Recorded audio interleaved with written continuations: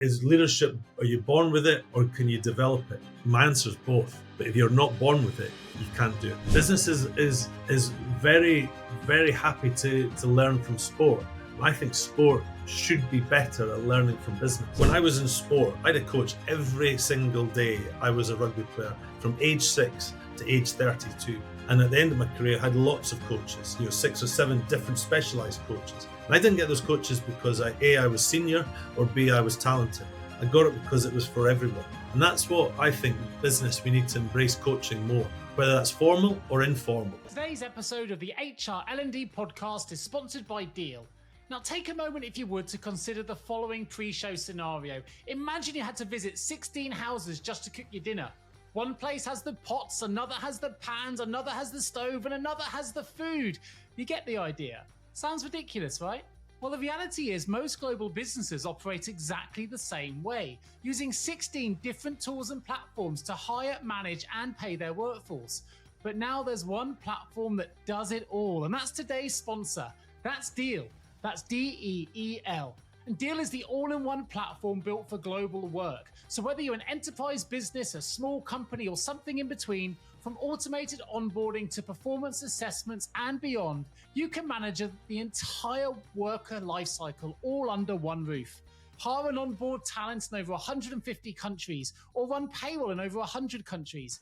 Even offer competitive benefits, equity, and equipment. With Deal's industry-leading suite of HR tools, payroll solutions, and compliance services, you can scale globally with unmatched speed and expertise. So are you ready to transform your global HR system? If you are, click in the link in the show notes to book a demo with Deal today. That's DEEL. L&D Podcast. My name is Nick Day. I'm your host today. I'm the CEO of JGA Recruitment. We're specialist human resources recruiters operating in the UK, Europe, and now the USA as well. Today, I'm really excited because I'm welcoming back a guest I've had on the show before. I recorded an episode with Andy all about building modern day resilience just after the pandemic back in 2022. I'm invited Andy to come back to the show again today because I really want to delve into his experience operating at the top end of elite sport to really help us to understand how the power of sports wisdom can really help leaders in the boardroom. So to give you a bit of an introduction for those that maybe not have listened to that episode that was 2 years ago, he's former Scotland international rugby captain. He's also the CEO of Abstract, which is a leader in development programs focusing on leadership and diversity.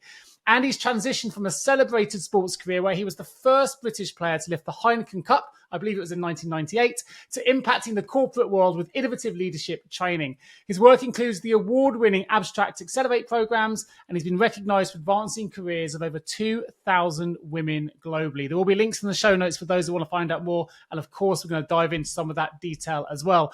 But it doesn't end there. He's an international rugby captain. In fact, he won 23 caps for Scotland. I should have mentioned he captained Bath to winning the Heineken Cup, which I think is even more important and impressive. And he led Scotland to a famous victory over England in 2000 at a rain-soaked Murrayfield. His leadership on and off the field illustrates his profound understanding of what it takes to lead, to be led, but most importantly, what it takes to excel at the highest level. And we know that most of our listeners here are operating at the highest level of HR positions, whether it's people directors, whether it's CHRO, CPO, or HR management. It doesn't matter. Leadership is an essential skill, and we're going to be delving into that during the course of today's show as we talk about how we can unleash the power of sports wisdom in the boardroom. So without further ado, Andy, welcome back to the HR L&D Podcast. How are you feeling today? Yeah, good. Thanks, Nick. Yeah, real pleasure to be back. Really enjoyed it last time and look forward to being grilled by you again today. I'm looking forward to it also, because this time I get a chance to ask a few more sports-related questions and a few more leadership-focused questions, which is absolutely my jam. Before we jump into that, I asked you this question 2 years ago.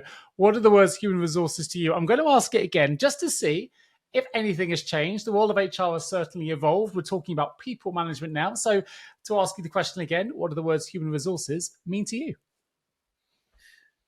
Well, yeah, you've put me on the spot because I can't remember what I had for breakfast, far less what I said on a podcast 2 years ago. So for me, human resources, it's about the people. It's the people function. You know, it's had many different titles, many different guises over the years that I've been, I guess, operating the space. But for me, it's the people function. And that means it's hugely important because people are at the heart of every business and every good business. And if you don't have good people, you don't have a good business. So I think human resources is an integral part of it, and I think it manages the people function, which is so important. Fantastic. Great place to start. And of course, your background is an elite sport, but in a team-based sport as well, which I think is worth adding. So let's dive into that a little bit, because you've got quite a diverse career. I'm sure it can't be easy transitioning from elite sport into the world of business. So I wonder if you could share with us how you navigated that transition, how you navigated international rugby to influencing strategy within FTSE 100 companies, and also maintaining during that period as well a long-standing role with BBC Sport as well. You seem to have had a lot on your plate. Yeah, it did, and it didn't just happen. A lot of planning went into it, a lot of luck went into it. Right place, right time. But I think I don't know who came out with the actual quote, because it's been attributed to many people. But they say that the harder you train, the luckier you get. But so I put myself in positions to be a recipient of that luck. But there was a lot of strategy as well, Nick. I was coming to the end of my career in 2003. I was 32 years old. I had a chance to keep playing, both with Glasgow Warriors, who I finished with, and some other opportunities. But in many ways, I'd achieved everything I could in a rugby environment, and I was curious about the next stage. And so I've always been one to take action. Again, if you go back into my rugby career, I was playing for Dundee. I'd had 2 years playing for Scotland. I'd been on the British and Irish Lions tour in '93. I could have just stayed in Scotland and been the big fish in a small pond, but I wanted to challenge myself, and took myself down to Bath, who were the most dominant of English clubs. This was the amateur era, Nick, as well. This was 1994, so I didn't know how long I was going to go down for there. Bath, we turned professional in '96 as a sport, which was really interesting. I mean, talk about a seismic change from training maybe twice a week and playing on a Saturday to training twice a day and playing Friday, Saturday, Sunday, depending on when the TV dictated. So there was huge change in that, but I always wanted to challenge myself. I never wanted just to stay still. And so when my rugby career was coming to an end, I knew I had to I'd go out and be proactive. And so I'd done a lot of networking, I guess, without even probably putting a title on it when I was during my career. And there's a lot of good business folk associated to the sport. I also got I got an interest in the media, and as you mentioned in the intro, I captained a lot of sides I played for, which meant you were doing a lot of press conferences, you were giving interviews. I was also injured a lot of my career, which meant I was standing at the side of the pitch giving opinion on games I should have been playing in or could have been playing in. So I got a real buzz about it, and so that became the big driver for my change, actually, and that actually precipitated my change, my retirement from rugby, because I got the chance to go to the Rugby World Cup in Australia in 2003, in October, November in 2003, with 5 Live and Radio Scotland to work for the BBC. And that meant that if I turned that down and if I'd continued to play rugby, I wouldn't have been able to do that. So this was what forced me or allowed me to make the decision quite an easy one. And so I saw the opportunity of going to a major rugby tournament with the BBC as too good an opportunity to turn down. I got the 5 games that they booked me for, but the key to that was that they weren't flying me out or putting me up for that 5 weeks. I had to fly myself out and put myself up. I was just booked for the 5 days, but in the last week, when we were in Brisbane just before Australia played Scotland in the quarterfinals, and I was coming home, I met Carl Hicks, who was the head of BBC TV Rugby, who booked me for the following Six Nations in 2004. And I did every Six Nations match for Scotland through to 2023. So it was a great judgment call on mine.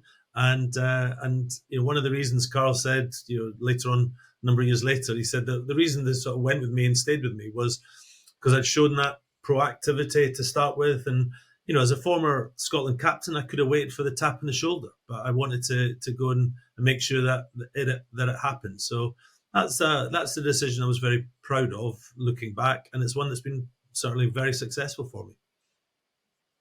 So I'll take away from that. It's an impressive story, very proactive, as you say, putting yourself out there to make sure you can do these games, the power of networking there, that chat with Carl that led to the Six Nations piece afterwards. But there's still a big gap. I would argue that the easy option potentially would have been to kind of stick with the punditry, stay with the BBC, do the gigs you could get. You see a lot of sports, celebrity sports stars, if you like, going into that kind of work.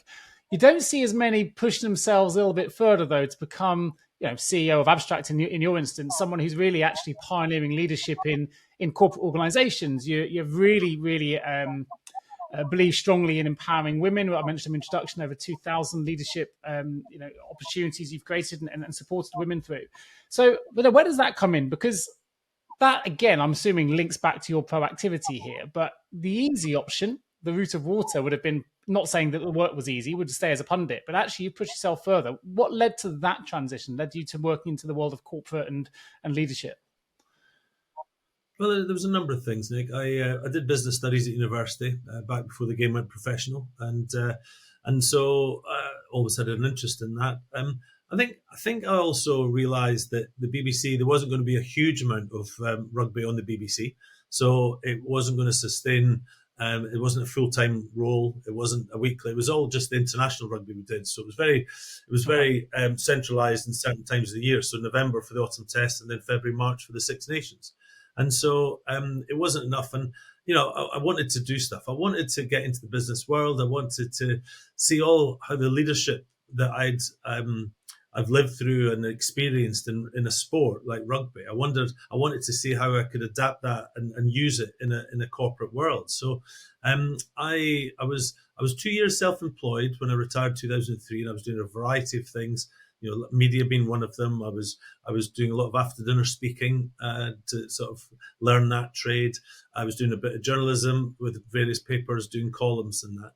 But I also, again, I mentioned earlier, I used my network to speak to people who were in business, and I did a number of internships. Went and sort of worked in a business for a week or a month just to see what I liked. Was it front office, back office? Was it sales, marketing, HR, whatever it was? And I really got invaluable experience there. And after 2 years, and a lot of this was driven by my girls were born in 2000 and 2003. So in 2006, they were 6 and 3. And everything I was doing was very short term. You were almost at a whim of a sports editor here, and they could have changed the decision. I wanted a bit more security. And so I wanted to get a full-time role and get into the corporate world. In 2006, living in Edinburgh, there was only one company to join, and that was RBS. They were taking on the world and winning. And so I started working for the private banking side of things. And, private banking is all about relationships. And I just really enjoyed that side of it. And it was just great to be in the corporate environment, as I say, testing out sort of leadership skills that I'd developed, the team building skills, being part of a team. Now it was a different team. It wasn't as defined as it is when you're on a rugby field. And so I just really enjoyed that dynamic, but I enjoyed the people side of it. I enjoyed the developing myself and other people as much as anything. So I tested myself. After a year or so, I wanted to lead a team to see if what I'd learned in the sporting environment I could use in the corporate environment, and that was interesting to say the least. But I really enjoyed it. And then I moved internally within RBS Group to Adam & Company, so they're wholly owned subsidiary. So Adam & Company is to the RBS brand what Coots is to the NatWest brand.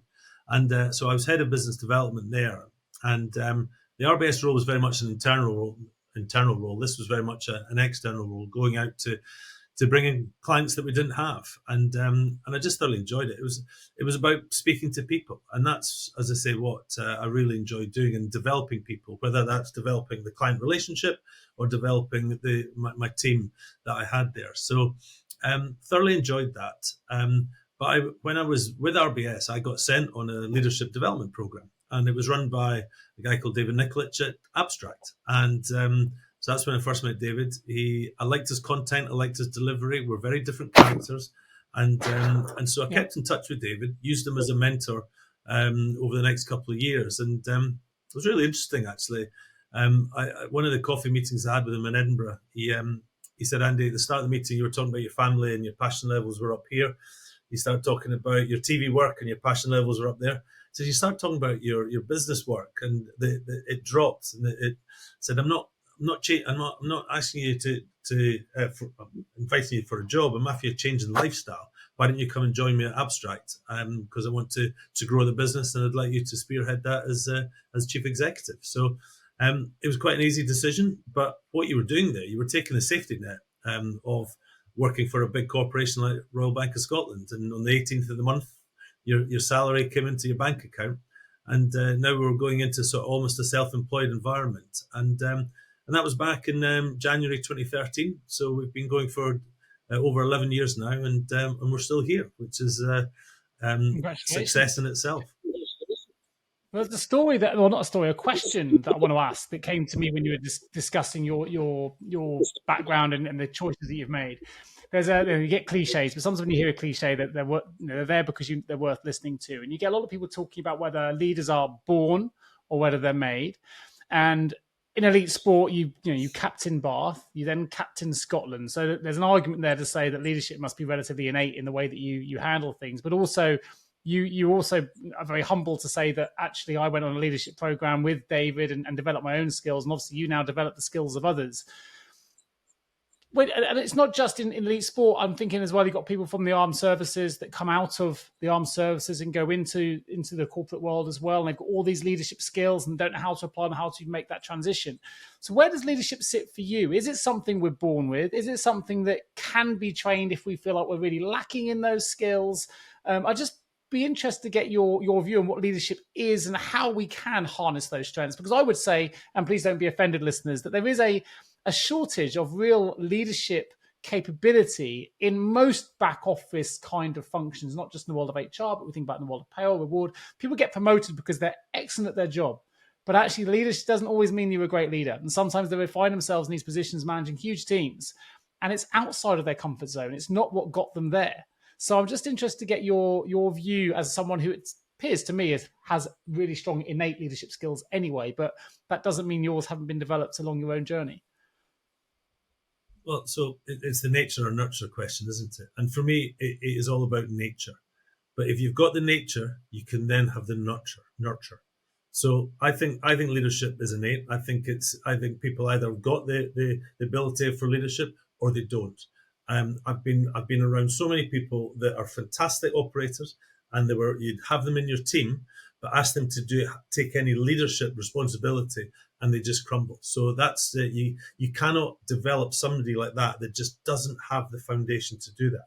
If you've got somebody that's got the leadership foundation, sometimes that's very obvious, and you sometimes see leaders and it's just they jump out at you, and then of course they can be nurtured. But you also sometimes, as leaders, you've got to dig a bit deeper to find that innate part of them that shows the leadership skills, and those are the people that you can develop. And so when it comes down to is leadership, are you born with it or can you develop it? My answer is both. But if you're not born with it, you can't do it. So I'm very clear on that, and I think I've yet to see anyone that dispels that theory that I have, because I've seen people that said, I've got no leadership skills, I just don't want to be a leader. Yet they've got unbelievable skills that they've just not been able to sort of materialize yet and understand. And they're the people that I get huge satisfaction from seeing them develop into leadership roles, because actually all you've done is just unearth this whole potential that they had. And that's probably one thing I get most satisfaction out. And I did it in my rugby career, my broadcasting career, now my business career, is just seeing that potential being realized.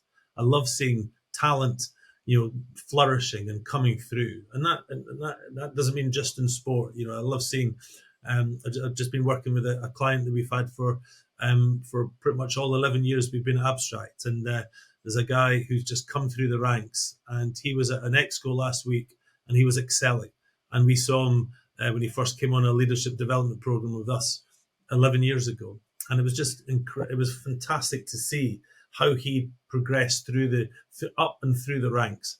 And he was a great example of leaders can be nurtured, but you've got to have that innate ability in the first place.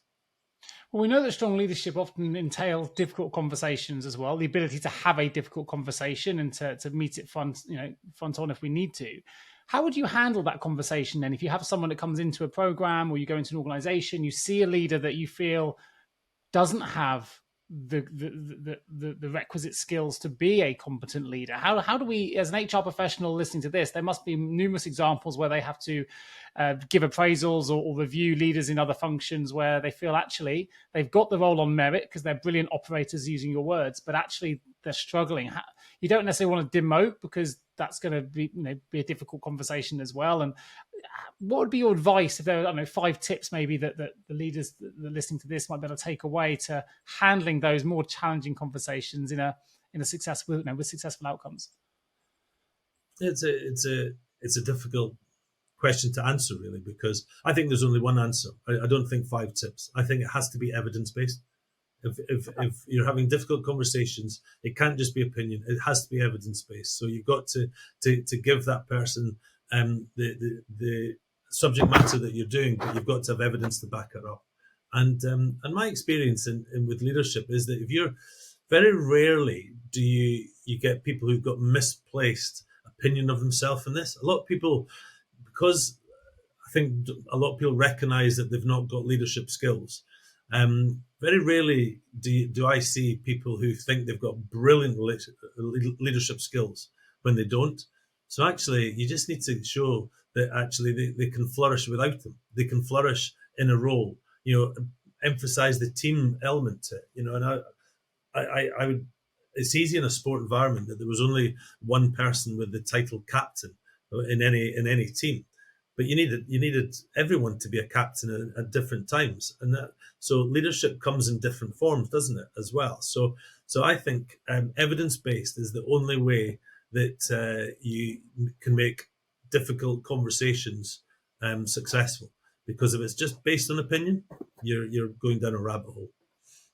Yeah, I think you highlight a really good example there. Certainly in my experience, I've never had that conversation. I've had a few difficult conversations with people, but I've never had it where they didn't already know. As you mentioned, sometimes ego gets in the way, but ultimately, if you say to someone they're really struggling and these are the reasons why, using evidence, they usually already know before the meeting takes place. And usually they don't want to be the one that says it's not right for me either. They don't want to feel like letting anybody down. And actually, it usually results in as you say, I've never had a conversation where it was a complete surprise. Usually people know if they're performing or they're not. So I think you made a really good case for that and really great response. So I want to jump back into your sports punditry, if that's okay. I really want to delve into some of the sporting side of things. I'd love to know what some of the lessons that you've learned as a sports pundit that you think companies could potentially adopt to help boost things like employee development, maybe team dynamics, and of course, enhancing leadership as well. Because we're in a really fast-changing business environment at the moment, and you've got to be at the cusp of that in sports punditry as well. So I'd love to get your take. Well, I mean, I think there's a few things that you can apply in both. Communication is everything. Communication is, when you're the spoken word, when you're live on TV, you've got 20 seconds to make a point. You've got 20 seconds, so you've got to be clear. You've got to be concise. You've got to get to your point. And so I think corporate communications can learn an awful lot from that. And I think a lot of been lucky enough to have 3 different careers from sport to media to business, and there's transferable skills. There's no doubt I got my media career because of my rugby, and I've got I've moved from my business skills I've been able to learn from my media. And if I had my time again, Nick, and I went back into sport, I'd take an awful lot of what I've learned in sport, in business, and apply it back into sport. And I think we've seen evidence of some people did that. So Clive Woodward did that very effectively with England Rugby, and they brought a business mentality into sport. And I still think business is very, very happy to learn from sport. And I think sport should be better at learning from business. But so being clear with your communications, being concise, making your point is one thing I would definitely say you need to do. And make the complex simple. Sport, rugby that I'm part of, is a complicated sport. Experts find it difficult to understand what's happening. So when you're working for the BBC and people are watching you describe what's happening on the pitch, and this is one of 5 games of rugby they watch a year, you can't be too technical. You can't be too detailed. You've got to make it very clear and very simple of what you're saying. And so you can draw things on with Piero and make arrows and have flashlights and silhouettes and magnifiers and all that. But you just need to make the complex simple. And then one thing that I discovered early on working in TV is, as the role of the pundit is to explain what's happened and also give a solution. And I think the best pundits on all sports are the ones that, you remember when you're not the pundit in the studio or even as the co-commentator, you're reacting to something that's already happened. You're not the commentator that's calling it as it happens. You're reacting to what's already happened. You've seen what's already happened. The viewers at home maybe have had 20, 30 minutes if the goal or the try scored in the first 10 minutes before you get to that halftime analysis. So what you've got to give them is something that they've not seen before. And so this and this translates brilliantly into business as well. Don't come with a problem, come with a solution. So when if I'm describing what's just happened, if Scotland have just conceded a try, this is the reason they conceded a try, but this is what they need to do next to stop it happening again. So I think the three things I would say: be clear and concise. That's something I learned really, really effectively. Clear and concise with your communications. If you've got 2 points to get out there, get them out there. Irrespective of what you're asked, get them out there. If they're your two killer answers, make sure you get them out there. Make the complex simple, and then come with the solution, not just a problem. So it leads me to a question, Anil, based on what you just mentioned. Do you think there's a case in the sports world then for more business skilled individuals to come into the world of management? Because typically at the moment, it always seems to be ex-players that move through. You think of and they're not always successfully. In the world of football, I can name a number of examples of really very, very top professionals, leaders, like Steven Gerrard, Frank Lampard, people like that, but don't always as successful in the world of management. Is there a case that actually people that have left the world of sport, maybe they played at a slightly lesser level, but have gone in to be very successful business leaders, could actually, if the world of sport opened their arms to it a little bit more, certainly the world of Premier League football is the way I'm thinking at the minute, that there could be more opportunities for strong business leaders in the corporate world to transition the other way? Hello, HR and people leaders. Are you exhausted of the war for talent cliche? The problem is when we hear a cliche, it usually exists for a reason. However, we think it's time for a fresh approach to the talent crisis. That's because at JGA Recruitment, we understand the real challenges you face in sourcing phenomenal HR and people candidates. And guess what? We think we have the solution. Our team is on a mission to revolutionize your hiring process. That's because we're not just recruiters, we're strategic partners dedicated to finding HR and people professionals who align perfectly with your company's vision and goals. So let's break the cycle of frustration together. Partner your talent acquisition strategies with JGA Recruitment and experience the difference in service, excellence, and results. No longer do you need to suffer the costs associated with a poor hire, because with over 100 five-star Google reviews and already trusted by many of the world's leading brands, why don't you take action today? Contact us at jgarecruitment.com to discover how we can help transform your HR and people teams. And here's a bonus. When you visit us, you can sign up for our weekly HR newsletter that's packed with invaluable industry insights and more. Let's revolutionize your HR talent acquisition strategies together and make the war for talent a cry from the past. Visit jjrecruitment.com to find out more. Well, I mean, I think there's definitely an opportunity, I think, for sports to embrace business a bit more. And, are you going to get somebody that's never played football or rugby to be a head coach? No, but advisor, somebody on the, head of strategy, head of player development.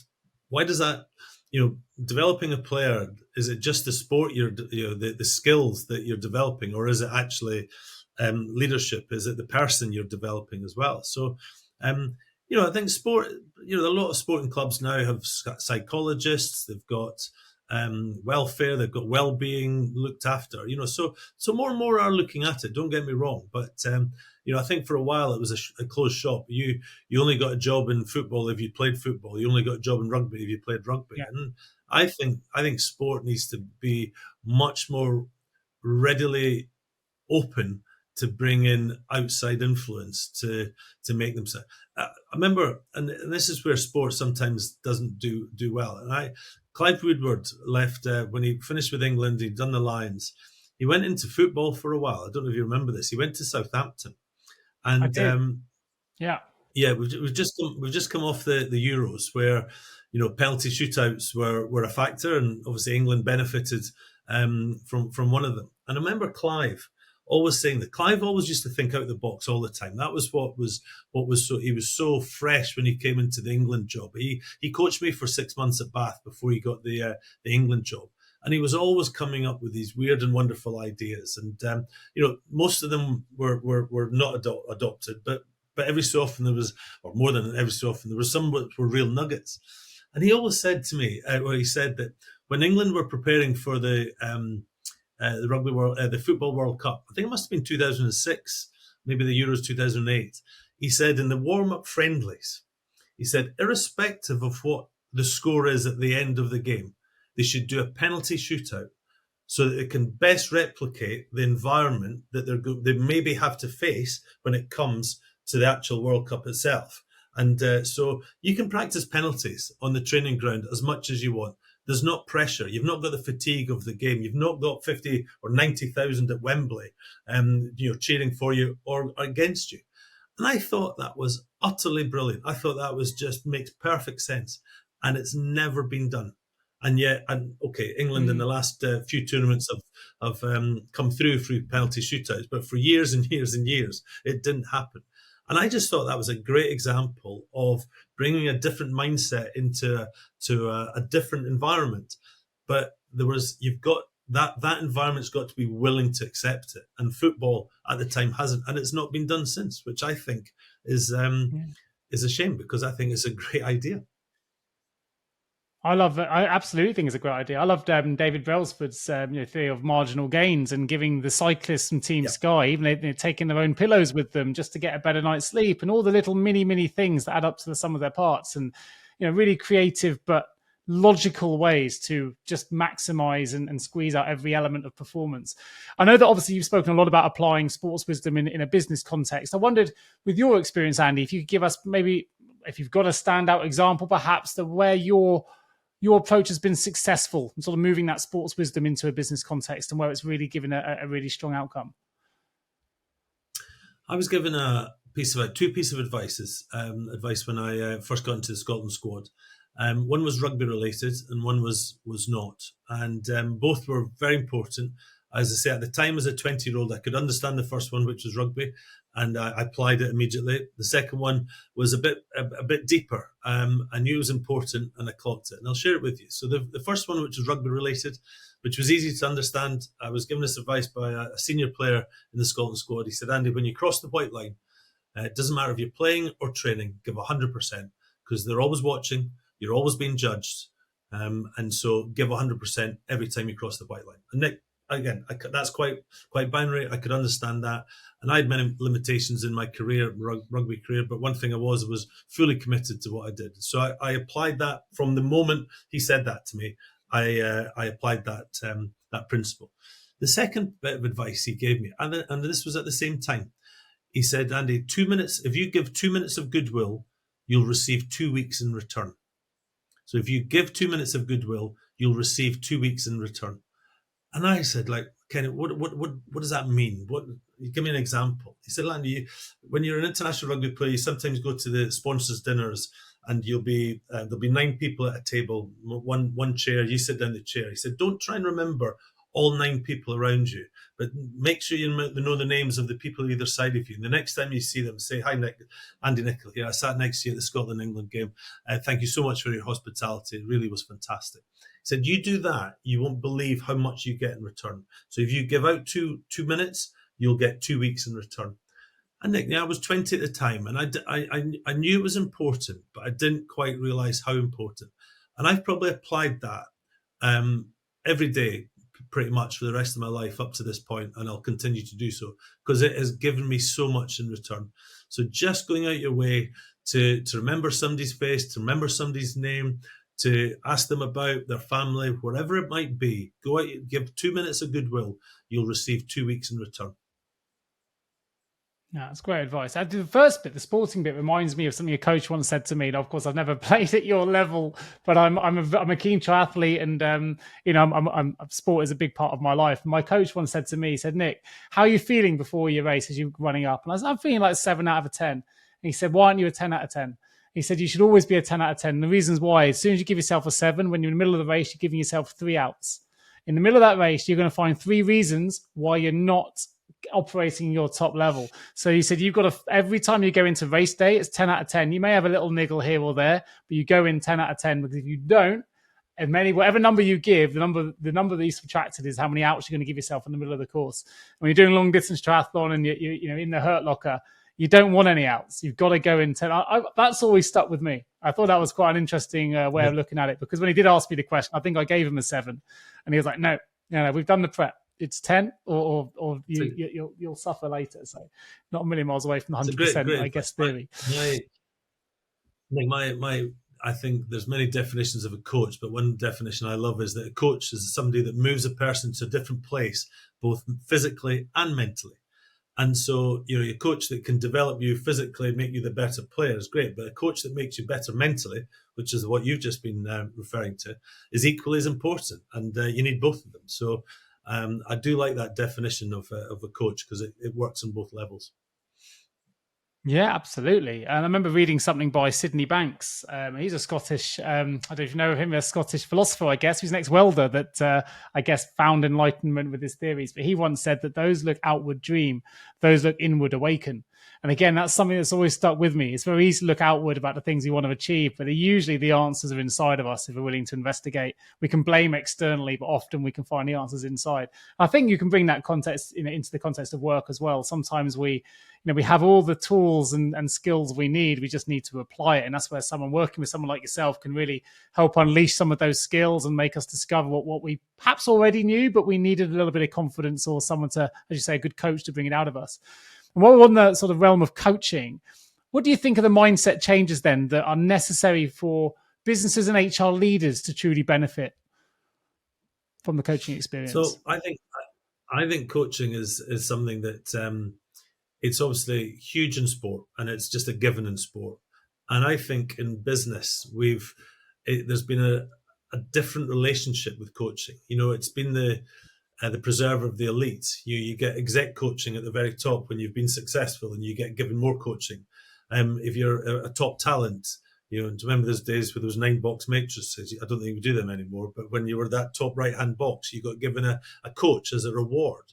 And I just find that really strange, because I've written a blog on this. It's on the Abstract website. I think that I think that when I was in sport, I had a coach every single day. I was a rugby player from age 6 to age 32. And at the end of my career, I had lots of coaches, 6 or 7 different specialized coaches. And I didn't get those coaches because I was senior, or B, I was talented. I got it because it was for everyone. And that's what I think business, we need to embrace coaching more, whether that's formal or informal. But we're looking to democratize coaching at Abstract and make coaching much more available to the mass market. So you get a coach in business when you're on a grad scheme or an apprentice scheme, and then you get it, as I say, at the top end when you're top talent or exec coaching. And there's that massive slug, Nick, that just sits there. They don't have a coach, and so that's what we're trying to do. So it's something I'm going to shamelessly plug our website here. So at www.abstractuk.co.uk, have a look at the coaching hub there, and there's some great stuff there. And we really are trying to democratize coaching, and we see a real opportunity that exists out there to allow more people to get coached in whatever area that is. Well, I'll certainly put a link to that in the show notes for those that are interested in finding out more. Just click straight through from the show. But you're speaking a language that I fully believe in as well. I'm a qualified executive coach myself, Andy. It's something that I do. And I think that often a lot of people just feel like they don't need it, but it's something that until you've experienced it, you don't know what you need, right? I would argue that coaching is very much about raising awareness. It's about understanding what is in front of you when we can't see it for ourselves. It's about raising the view. I try to say to people, it's like being in a glass elevator, right? Often we're very narrow-minded in the view that we have. If a coach can help you raise the floor, for that elevator, the same view will look different. If you can raise it again, it'll look different again. Each time it changes your perspective. When you've got more awareness, when you've got more perspective, you can make more informed decisions. But I think I'll come back to you with, if you did, I can't say the word. If you're making coaching more accessible, well, let me try and tongue twist through the word. What would you say to those people that feel like they don't need coaching? I'm fine. The way I'm going is absolutely fine at the moment. I know where I want to go. I don't see how it can help me, because I think that's a common obstacle to overcome. But I also feel like you've got to experience it to understand what it can do for you. If that makes sense. So let's go back to my first career as a way of answering that question. The best sportsmen in the world, we're going to see a lot of them coming up in the next few weeks with the Olympics. You look at Lionel Messi or Ronaldo, the best golfers in the world. That we've just seen Xander Schauffele win the Open Championship. Do they have a coach? All of them, absolutely. And why? Because do they stop when they're the best in the world, that they don't think they need a coach? No, they keep going. They keep striving to get better.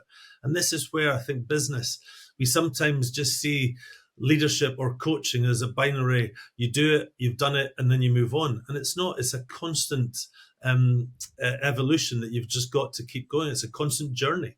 I don't think anyone will be as good as they possibly can be. There's always room for improvement. And so, I think business, sometimes we stop too early when it comes to developing people, because that should be constant. And so sport, I think, it gives so many good reasons for certain things. And coaching is, I think, the ultimate one. Why would you ever stop in business? Because sports people don't stop being coached or trying to get better, striving. And you talk about marginal gains and Dave Brailsford, and that is absolutely bang on. We use this an awful lot in business, because it's so much easier to change 100 things by 1% than it is one thing by 100%. And that is the marginal gains theory. And so in business and in life, that's a fantastic philosophy to have, that one little small change here can ultimately have a big effect later on down the line. And so that, for me, that's where coaching can be. A coach is not going to change you 100%, but it might just give you 1 or 2 1% can be, and that would make all the difference in how you look at your business, how you look at yourself, how successful. And everyone's got their own definition of what success means, but you're more likely to achieve whatever you're trying to achieve if you've got somebody to help you get there as a coach. Remember what we said, a definition of a coach is who they move a person both physically and or mentally. And sometimes it's the mental coaching that's actually more important than the physical coaching. Yeah, and they allow you to, coaches see you from a different perspective. I remember a client I worked with about a year ago now, and they told me about their life, what they were doing, and they summarized everything as good. I remember just asking them, everything you say in your life that's positive, you just use the word good. Like, what does amazing look like? What does fantastic look like? How do we get from good to great to amazing? And the client went, I don't know. I've never thought about it like that. I just think everything's just okay. It's just good. And it was a moment for that individual where they'd never actually considered it their own language and the language they were using in a different context. And it opened up a lot of doors for that individual. And I think sometimes, it gives us a mirror to ourselves. And sometimes we see things we like to see. Sometimes we see things we don't. But either way, it allows us to take action to improve ourselves. As you say, it's like marginal gains and self-improvement. I'd love to know that obviously you're way more experienced coach and leader than I am, Andy. So I want to leverage your expertise, and you've got vast experience here. So what advice would you give to our listeners about successfully integrating then effective coaching techniques into leadership and developmental strategies, particularly from an HR perspective? Yeah, I think it's got to have application. That's the key. It's we when I look at things and I just see theory, I despair, because there needs to be application. So it can't just be all theory. You've got to be able to put it in practice as well.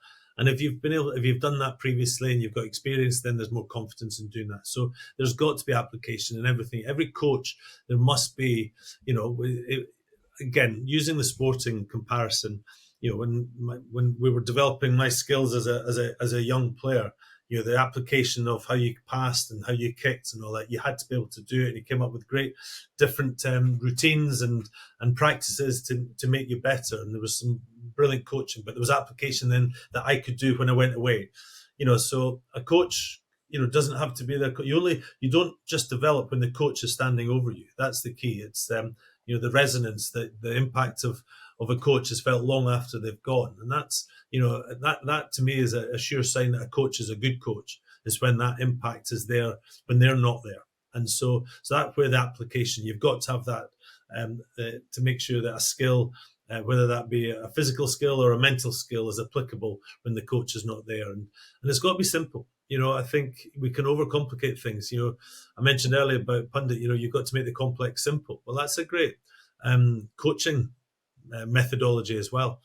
Keep it really simple and just allow them to understand what it is that they're trying to do. So keep it simple and try and declutter. No jargon as well. That was another thing I was advised when I started working on the TV. Is there's so many things in rugby and sport that are almost in-house, and so if you start using acronyms or nicknames for players, especially when I came straight out of playing, I knew a lot of the Scotland players. A lot of them were my good friends, and I had nicknames for them. And you can't do that on TV. And it's the same, if you're overly familiar, you've got to detach yourself from that. So, you don't use jargon. And in business, we're terrible for jargon, aren't we? Acronyms and project names and things like that. So just keep it nice and simple and make it interesting, enjoyable. That I think so. I go back to some of the best coaches I had were the ones I enjoyed being around, and so leadership, coaching, it's a fine line between them. It's got to be interesting. It's got to be interesting, and it's got to have application. Brilliant advice. So I guess the last question before I open the HR L&D Vault is there any other sports wisdom related question I should have asked or you'd like to share with our listeners that could be really influential in the boardroom, that could really support our HR listeners? I'm hoping I've asked the right questions to support their needs, but there may be something out there that you go, actually, Nick, it'd be really handy for them to know this, this little bit of trinket of advice or guidance. I just think it's being on the front foot. It's pushing yourself forward at all times. And I remember back to a teacher at my primary school, actually, that was giving us advice as we were moving on. And it's something that's really stuck with me, resonated with me. And I've spoken at a couple of speech days at my old school, Dundee High School, and I did one at Strathallan in Perthshire, where some of my nephews and nieces went through. And I'll share with you now, because I think it resonated with me. And in this space, I think it's really important, is that, in life, for the first number of years in your life, your chapters are, if your life was a book, your chapters are written for you. When you're born, where you live, where you go to school, what your parents do will determine an awful lot of what your chapters look like, what clubs you're a member of, what you like doing, what you follow. There's so many things that are written for you. And then you get to that end that when you leave school. And this was where she said, don't read your chapters. Make sure you write your own chapters. And I just think that is so powerful that we've got the opportunity to write our own chapters. So don't wait for your chapters to be written for you. And I can see that in my movement when I moved from Dundee to Bath, when I moved from Bath to Glasgow, when I went out to Australia to work for the BBC. When I left RBS, I could have stayed and took the safe option of the paycheck coming in every month before I moved to Abstract. So I've written my I've tried to write my chapters as much as I have, and so that was a message I got that stuck with me for almost 45 years now, which is and I think it's as true now as it was back then. I love that. Love it. I mean, it's clearly you're a shining example of it. Someone who's always pushed through, not always taken the simple solution, shall we say. There's a great saying that our potential lives on the other side of our fear. And it sounds like you've embraced that throughout your career and you've had great results on the back of that. And what a great story. So I'm really glad I asked the question. Well, listen, let's open the HR L&D Vault. 3 short, sharp questions for you, Andy. First one, if you can give one piece of universal advice, you may have just given it, but I'll ask you the question again. What would it be? I've mentioned it earlier, so I'll go back to, if you give 2 minutes of goodwill, you'll receive 2 weeks in return. Perfect. Reflecting on your career start, and I appreciate that you started in the world of sport and you're currently in the world of business, but what advice would you offer to those just beginning their journey in today's work environment? Oh, just embrace everything. There's so much change nowadays, and change is an opportunity. Embrace change, because if you fear change, then it's a constant at the moment. So embrace it. Look at the opportunity. There's always an opportunity out there. Seek out opportunity. But the one thing I'd say, and I've said this in every industry I've ever worked in, is one thing seeking opportunity. It's then taking action. If the action's right for you to take and to move, then take the action. Too many people seek the opportunity. They almost get to the edge, but then they don't take the one more step. And so take action. Don't wait for that tap on the shoulder. Be proactive and make the step. I love that. There's people may have listened to this and may have read it. There's a book called The Secret, right, which is really about the laws of attraction. And people wonder if they want something enough and they think about it enough, then it'll happen. But they miss the vital part of the word attraction, which is the word action. You can want it as much as you like, but you've got to take some actions as well to get there. I couldn't agree more. So from your experience, it's a question that I'm going to love to ask you of all of the guests probably I've had on this show. What common trait or behavior have you observed in all effective leaders? Integrity, honesty, and drive. Boom. Fantastic. Listen, it's been an absolutely fantastic show today. I could speak to you for ages about rugby, sport, leadership, coaching, all things that I love. So I'm thrilled to have had you back on the show for a second time. Of course, for those that do want to find out more, there will be links in the show notes. There'll be a link to an introduction to the Coaching Hub. There'll be a link to Is the Business World Arrogant About Coaching, which is the blog that Andy referred to earlier on in the show. There'll be a LinkedIn connection request there if you want to connect with Andy directly to find out more. And of course, there'll be a link to the Abstract website in its entirety as well. There will also be a link to the JJ recruitment site. So if you're an HR leader listening to this show and need support with an HR related vacancy, that's obviously where myself and my team can get involved. So please do check that out as well. And it just leaves me to say a huge thank you to Andy Nicol, CEO of Abstract, for joining me today on the HR L&D podcast to talk about how we can utilize all of his sports wisdom and challenge that and channel it into effective leadership in the corporate environment. Really insightful show, Andy. Thank you ever so much. I've been your host. My name is Nick Day, and I look forward to bringing you the next episode real soon. Andy, cheers. Today's episode of the HR L&D podcast is sponsored by Deal, the all-in-one global people platform that simplifies how you manage the entire global team lifecycle. From contractors, direct employees, EOR, and more, you can manage them all in one place with Deal. Hire and onboard talent in over 150 countries in minutes, or run payroll in over 100 countries with just one click. Offer competitive benefits, equipment, and equity from a single dashboard. Even customize career roadmaps, performance assessments, and more for your team through Deal's suite of AI-powered learning and development tools. So no matter your global business goals, Deal's team of over 200 legal experts keeps you compliant with local laws every step of the way. So whether you're an enterprise business, a small company, or something in between, Deal is built to meet your unique global HR needs. Ready to transform your global HR? Click the link in the show notes to book a demo with Deal today. That's DEEL.